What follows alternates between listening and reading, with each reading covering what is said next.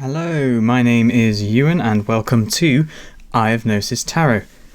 Today we are continuing with our Thoth Tarot series, and we are looking at our first court card today, the Knight of Wands.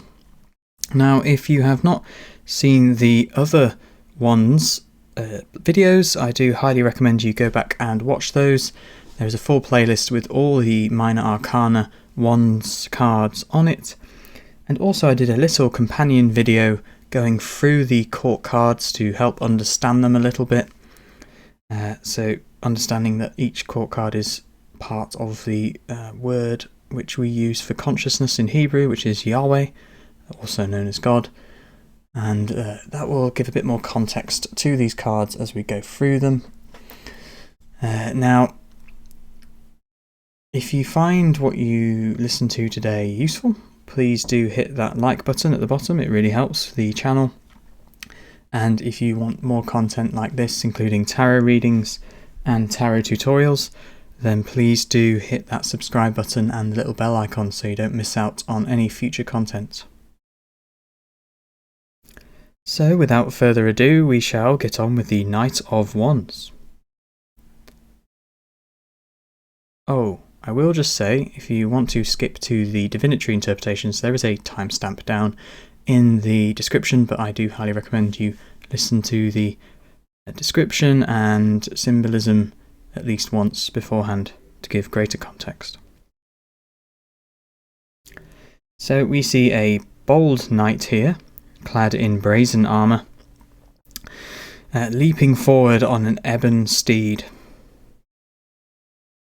In one hand he grasps the reins of his mount near the throat, whilst in the other he has the flaming wand, which is the Ace of Wands. A burning cape reaches around him and descends from the knight's shoulders to envelop the scene. It also ignites the ground with these swirling flames as it touches it. Meanwhile, the motif of the winged horse, which is very small, you can see it there on the saddle and on his helmet, and I believe there's one on his chest as well. This is found on the person and the steed of the Knight of Wands, and of course, as I just said, crowning his helmet. So, the Knight of Wands is the Fire of Fire. And if you go back and watch that court cards video, that explains why each of the court cards have two elements. And the Knight of Wands rules the last third of Scorpio and the first 2/3 of Sagittarius on the Decan wheel, which is essentially the zodiac year.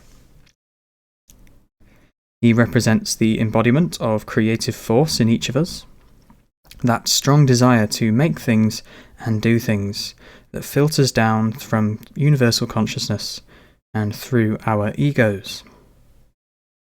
If the Ace of Wands is the abstract creative potential, then the Knight of Wands is the full embodiment of that potential in a personal form. The winged horses that we see across the card symbolise innovation and are a motif associated with the ancient Greek hero Perseus, who famously slew the Medusa. Perseus not only lends the Knight of Wands his heroic countenance, but also his zodiacal rulers on the Decan wheel. Being the son of Zeus, Perseus is a demigod. And just to add a note there, Zeus is the same as Jupiter in Roman religion, and we all know that Jupiter is the ruler of Sagittarius. And Perseus received his helm from Hades, and it is the Helm of Darkness. Or should I say, it is Hades' helm, but Hermes gave it to him. And Hades is the same as Pluto in Roman religion, and we know that Pluto is the modern-day ruler of Scorpio. Meanwhile, the black horse is lean, suggesting speed. and is also reminiscent of a Celtic astrological sign equated with Sagittarius. And I will say a Celtic astrological sign because there's not one Celtic astrological system, but certainly in one of them, the black horse is the Celtic equivalent of Sagittarius. And in that system, the sign of the black horse represents the qualities of curiosity, vigour, and independence, and these are all qualities that we find in the disposition of the Knight of Wands.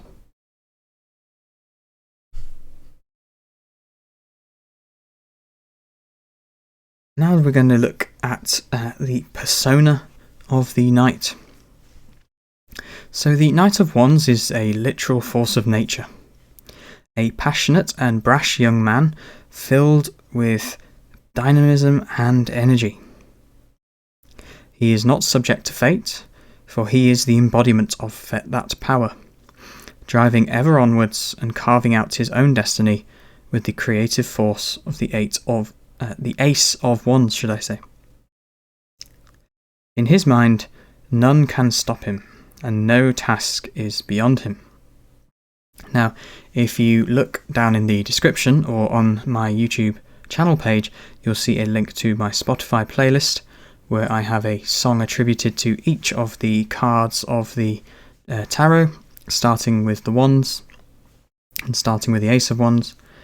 And for the Knight of Wands, I have gone with Don't Stop Me Now by Queen. This is very much the energy within the Knight. As a person, the Knight is predominantly a masculine energy, no matter their gender, and is embodied by personalities that tend to be more active than passive and have a deep passion for growth and creativity. They can also be surprisingly compassionate and generous, much like Sagittarius. However, they can also be brash and impulsive and can be prone to burnout if they do not feel success in their lives. And this is a disposition we see summed up in the Book of Thoth by Aleister Crowley. And the Book of Thoth is the book which describes each of these cards, by the way. And Crowley says, if he fails his first effort, he has no resource. So he burns bright and fast, but that's it. Now I'm just going to look at the Divinatory Interpretations for the Knight of Wands, which will include not only the abstract interpretations, but the court cards can also represent people in our lives, so I will put down at the bottom what it's like if you ever meet a Knight of Wands. So in divination, the Knight of Wands represents direct action towards the direction in which he is facing, so we see he is facing towards the left of the card. And this tends to be the case with the knights and the princesses, as they seem to be always facing in a certain direction, and some readers, including myself, take this into account when reading them next to other cards, because they show which direction the card is moving to and away from. And so just as he is taking direct action towards the direction he's facing, he is taking direct action away from that to his back. Either way, it is a strong and irresistible force that would be difficult to halt and would burn itself out if it didn't burn the obstacle down first. When well dignified, the card can represent productive activity, enthusiasm, willpower, dynamism, and generous activity.